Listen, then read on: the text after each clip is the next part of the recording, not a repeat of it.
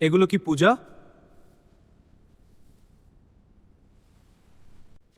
না না না, আল্লাহর কসম, আমরা শুধু আল্লাহর ইবাদত করি। এগুলো শুধু ছবি, স্মৃতিচিহ্ন, পূজা নয়।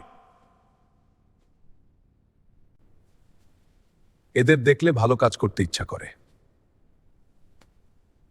সময় গড়ালো, দ্বিতীয় প্রজন্ম এলো। তারা দেখলো বাবা দাদারা মূর্তির সামনে দাঁড়ায়। আব্বু, আপনি এই মূর্তির সামনে কেন দাঁড়ান? বাবা, এগুলো আমাদের পূর্বপুরুষদের স্মৃতি। বাবা, তোমার দাদারা বলেছে এরা মহান মানুষ ছিল। এদের সামনে দাঁড়িয়ে দোয়া করো, বেশি কবুল হবে। এই মহান লোকদের সামনে দাঁড়ালে মনে হয় দোয়া আল্লাহর কাছে পৌঁছায় ভালোভাবে। চলো মূর্তিগুলো সাজাই, সম্মান দেখাই।